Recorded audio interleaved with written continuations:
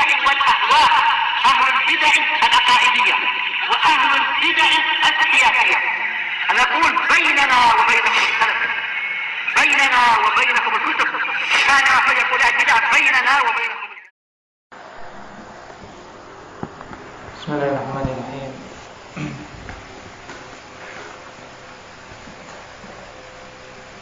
الحمد لله حمدا كثيرا طيبا مباركا فيه كما يحب ربنا ويرضى. أشهد أن لا إله إلا الله وحده لا شريك له، وأشهد أن محمدا عبده ورسوله صلى الله عليه وعلى آله وأصحابه ومن تبعهم بإحسان إلى يوم الدين. Amma ba'd. Pembahasan kemarin berhubungan dengan pembagian ayat-ayat Allah Subhanahu wa taala. Ada berapa wahyu hukum?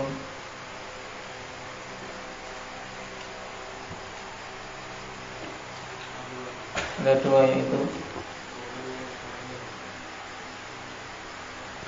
ayat kauniyah dan syar'iyah. Baik. Ayat-ayat kauniyah yaitu apa?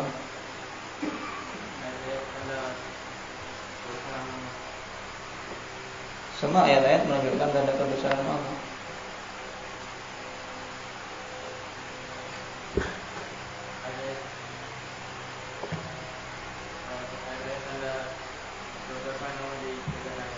Nah, ayat-ayat yang menunjukkan kebesaran Allah Subhanahu wa taala di jagat raya ini. Contohnya bintang, langit, matahari, bumi dan yang lainnya. Adapun ayat syar'iyah,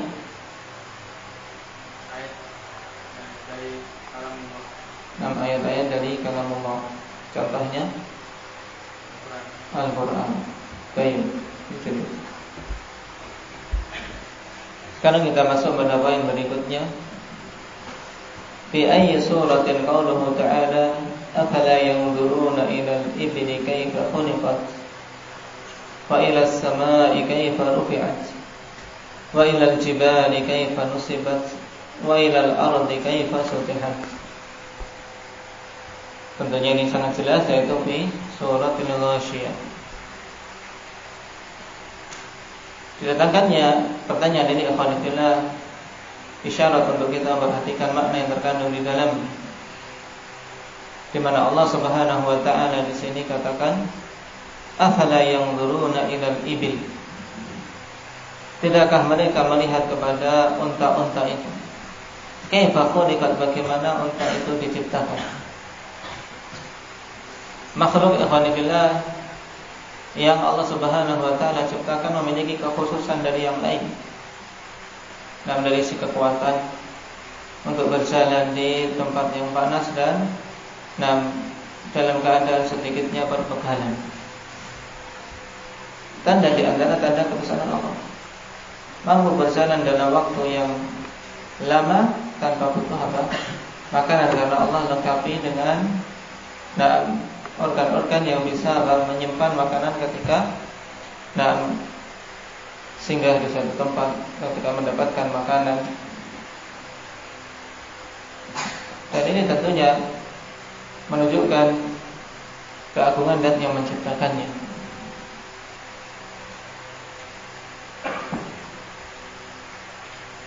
Kemudian wa ilas samaa'i kaifa rufi'at.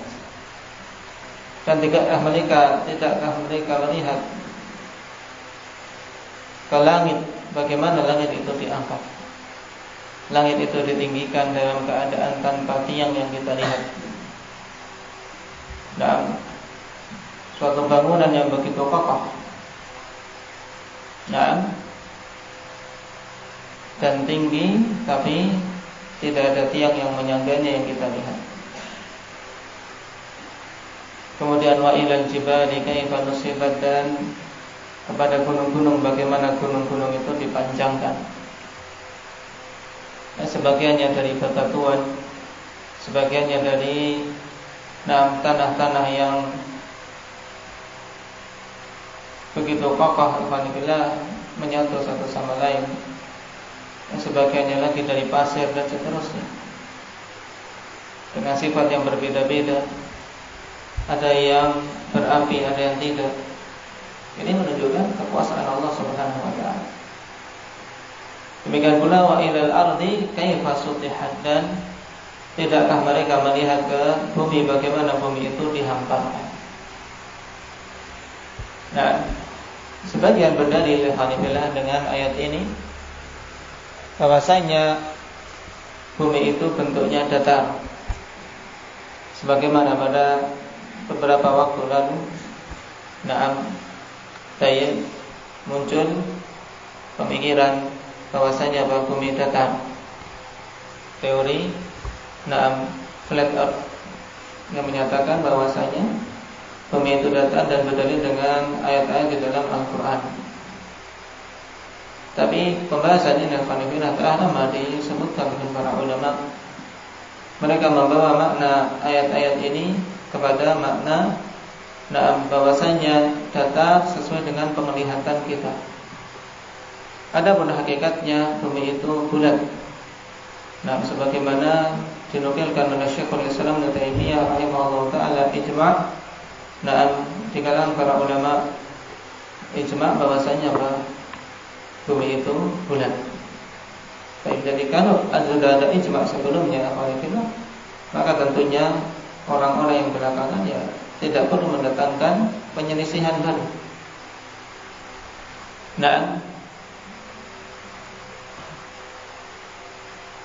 Jadi makna sutihan yaitu dihamparkan di sini yaitu datar sesuai dengan apa yang kita lihat dikarenakan besarnya. Adapun hakikatnya maka dia itu bulat. Sebagaimana Allah Subhanahu wa taala katakan idza syamsu kuwirat. Tatkala langit itu digulung. Baik. Dan takwir ikhwanillah digulungnya sesuatu untuk sesuatu yang apa? Yang bulat. Baik. Digulungkan pada sesuatu yang bulat.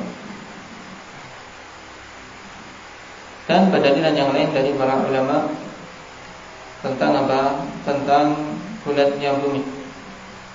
Hal ini yang dirajikan oleh para a'imah. Juga dari kalangan mu'asirin Syekh Muhammad bin Utsaimin rahimahullah ta'ala dan yang lainnya. Yang jelas pada ayat di surat Al-Ghasyiyah ini disebutkan beberapa ayat. Di antara ayat-ayat kauniyah yang menunjukkan tentang kebesaran Allah Subhanahu wa taala yang butuh untuk kita tadabburi, butuh untuk kita tafakkur terhadap makhluk-makhluk tersebut untuk apa? Memikirkan betapa agungnya zat yang telah menciptakannya. Kemudian pertanyaan terakhir pada fasal ini, halil Qur'anu Arabiyyun am A'jamiyyun? Apakah Quran itu Arabi ataukah A'jami? Dan jawab tentunya Al-Qur'anu Arabiyyun. Quran itu Arabi, berbahasa Arab. Yang ini salah satu dalil yang cukup ikhwanillah untuk menunjukkan tentang keutamaan bahasa Arab. Karena Allah Subhanahu wa taala pilih bahasa tersebut sebagai bahasa kitabnya yang paling utama. Lalu bagaimana dengan kitab-kitab sebelumnya? Alhamdulillah kitab-kitab sebelumnya sesuai dengan bahasa kaum masing-masing. Baik. Karena Allah Subhanahu wa taala utus setiap kaum dengan bahasa kaumnya sendiri-sendiri.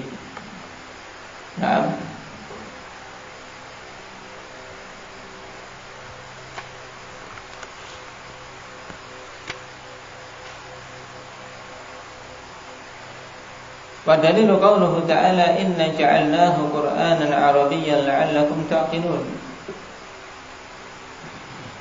Dalilnya Allah Subhanahu wa taala berfirman, sungguhnya kami jadikan Quran itu dalam bahasa Arab, Qur'anan Arabiyyan, la'allakum ta'qilun, agar kalian memikirkannya. kalian memahaminya, bisa kalian pahami ayat-ayat tersebut tatkala ayat-ayat itu turun dalam bahasa Arab. Dan bahasa ini alhamdulillah memiliki keunggulan dari yang lainnya dari sisi kuatnya dan jelasnya dalam memahamkan. Dan dalam banyak hal alhamdulillah seperti masalah tauhid, misalnya penguatan, ini didapati pada bahasa-bahasa yang lain, metode-metode penguatan seperti yang ada dalam bahasa Arab. Nah, oleh karena itulah mempelajari bahasa Arab alhamdulillah termasuk bagian dari agama ini. Nah, merupakan bagian dari agama ini. Apalagi mereka-mereka yang menginginkan untuk menguasai ilmu-ilmu syariat, maka merupakan kebutuhan yang sangat mendesak untuk dia paham bahasa Arab. Baik, karena Al-Quran, demikian pula hadis-hadis Nabi sallallahu alaihi wasallam datang dalam bahasa Arab. Ayat yang lain Allah Subhanahu wa taala berfirman, "Nazala bihi ar-ruhul amin ala qalbika litakuna minal munzirin bilisanin arabiyyin mubin." Allah Subhanahu wa taala berfirman, telah turun dengan membawa Al-Quran tersebut Ruhul Amin, yaitu malaikat Jibril.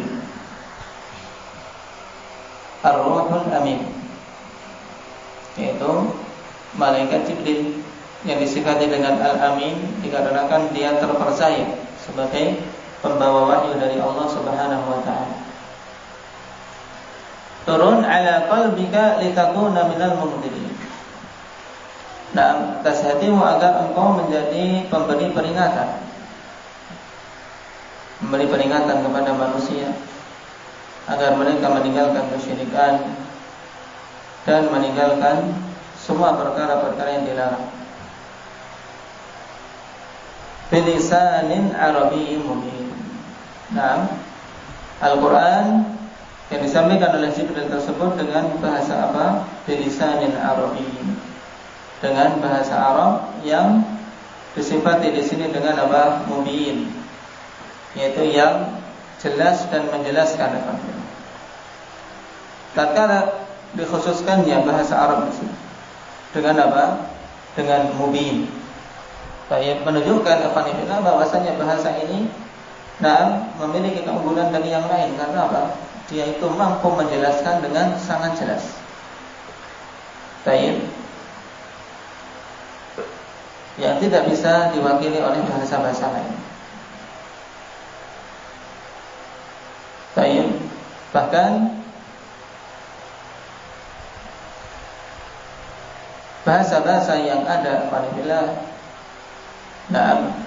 bahasa Inggris, bagi bahasa kita, kalau kita bandingkan dari sisi kosakatanya akan sangat jauh, dari sisi kosakata yang ada kata-katanya.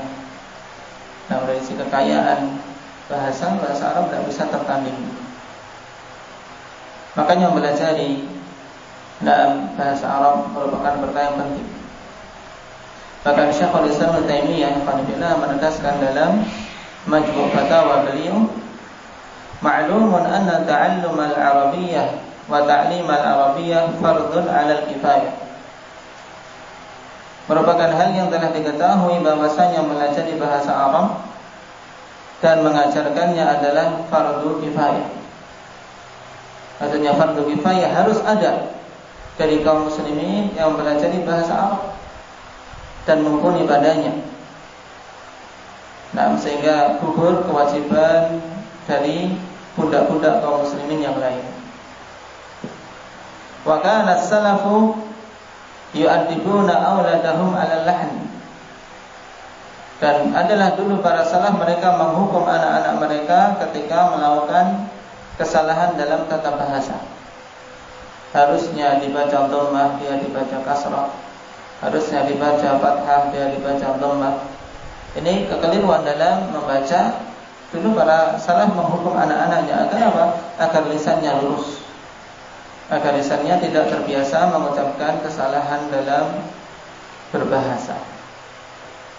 Qala fa nahnu ma'muruna amra ijabin aw amra istihbabin an nahfadzal qanun al-arabi wa nuslihal al-sunna al-ma'ilata anhu.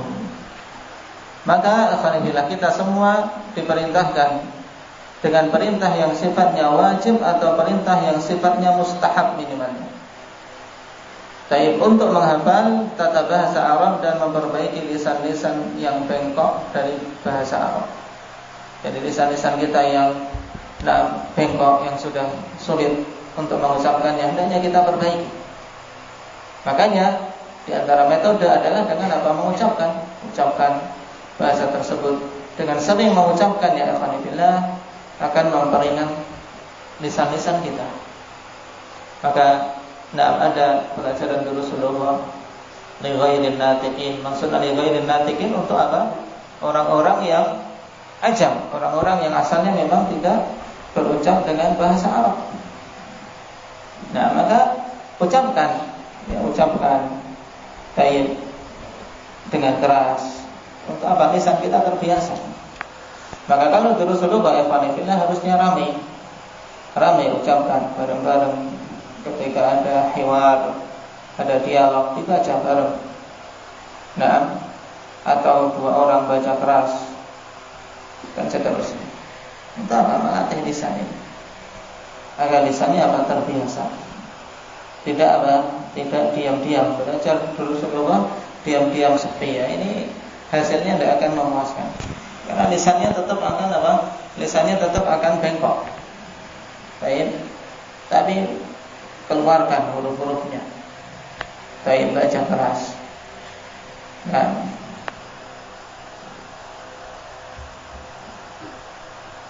Kemudian beliau juga mengatakan di Iqtidah Shiratal Mustaqim,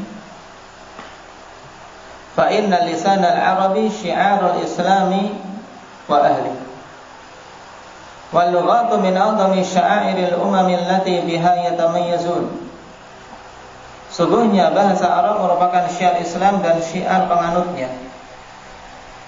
Jadi kalau muslim alhamdulillah di antara syiarnya ya syiar bahasa Arab. Maka jangan kita ganti syiar-syiar tersebut dengan bahasa lain. Dan sesuatu yang sering kita gunakan, usahakan kita untuk menggunakan syiar-syiar bahasa Arab.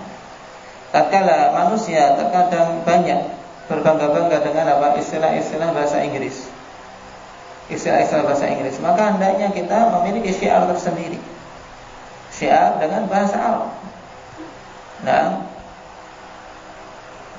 Kenapa? Karena sesungguhnya bahasa Arab merupakan syiar Islam dan syiar penganutnya. Fa inna lisanal arabi syiarul Islam wa ahli. Ini penting. Jadi seorang muslim di antara syiarnya ya berbahasa Arab, berusaha untuk membiasakan berbahasa Arab atau pada istilah-istilah tertentu gunakan bahasa Arab. Tayyib, antum atau salam juga penting.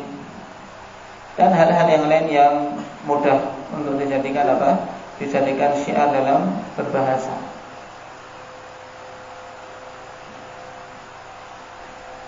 Qala wal lughatu min a'zami sya'airil umam allati biha yatamayyazun. Dan bahasa adalah sebesar-besar syiar umat-umat yang dengannya mereka bisa terbedakan satu sama lain.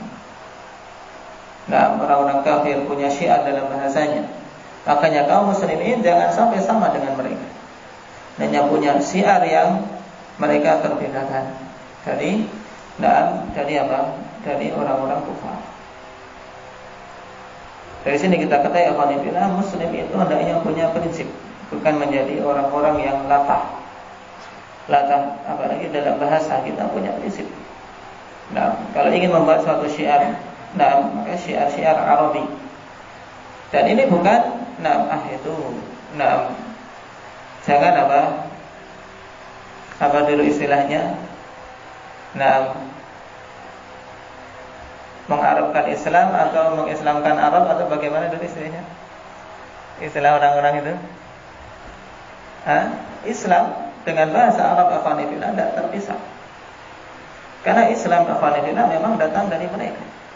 Maka upaya untuk memisahkan itu sehingga muncul yang namanya Islam Nusantara. Kita beda dengan Islam Arab. Nah, tapi kita Islam Nusantara sendiri. Nah, ini tidak akan mungkin bisa. Karena Islam tidak akan lepas dari syiar-syiar bahasa Arab. Juga dengan apa? Adat-adat kebiasaan Arab yang memang telah datang dalam takrir dalam syariat kita bahwasanya itu merupakan adab Islamiyah yang hendaknya dijaga. Contoh dalam berpakaian. Dalam berpakaian Allah Subhanahu wa taala pilihkan untuk Rasulnya ikhwanillah yang terbaik. Seandainya di sana ada yang terbaik dari apa yang lebih baik dari apa yang Allah pilihkan untuk Rasul, mesti akan dipilihkan. Tatkala dari sisi adat kebiasaan, misalnya yang asalnya adat kebiasaan pakaian, tapi kemudian itu dipilihkan untuk Rasul sallallahu alaihi wasallam dan generasi terbaik, mesti karena itu adalah hal yang paling bagus, pakaian yang paling bagus bagi para wanita, dipilihkan aturan yang paling bagus dengan apa? Memakai hijab yang syar'i. Karena itu yang paling bagus. Bukan kemudian itu adat Arab. Nah, kita di Indonesia berbeda. Nah, harus mengikuti Islam sesuai Nusantara ini. Nah, ini. Nah, Nusantara inilah yang harus mengikuti adab-adab Islamiyah yang datang dari apa? Dari Rasulullah SAW. Nah, yang datang dari Rasulullah SAW. Karena yang dipilihkan oleh Allah Subhanahu wa taala untuk Rasulnya itulah yang terbaik pada semua hal yang penting.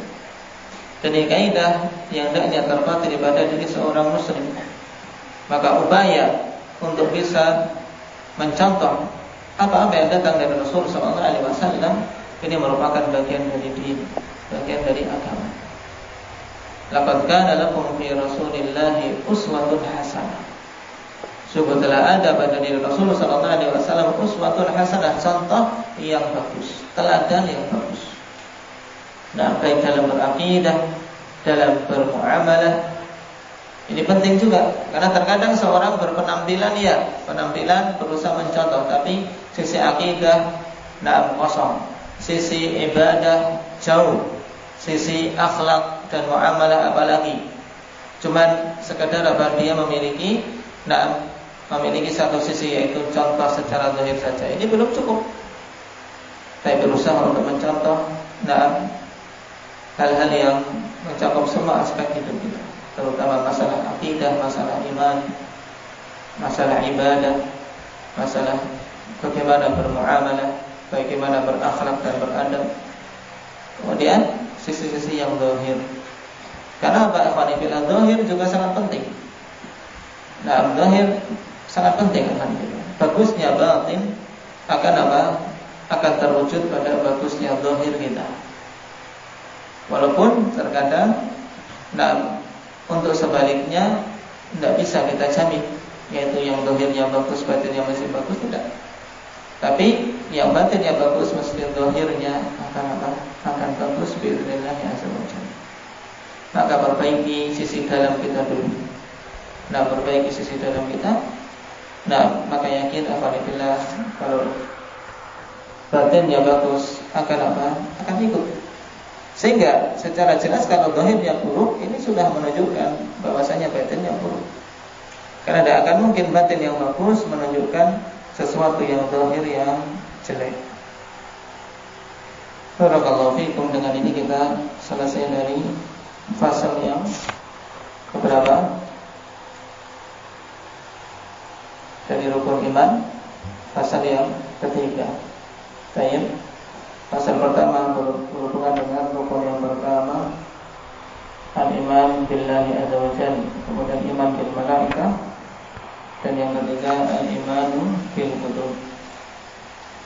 Baik, walhamdulillahirabbil alamin.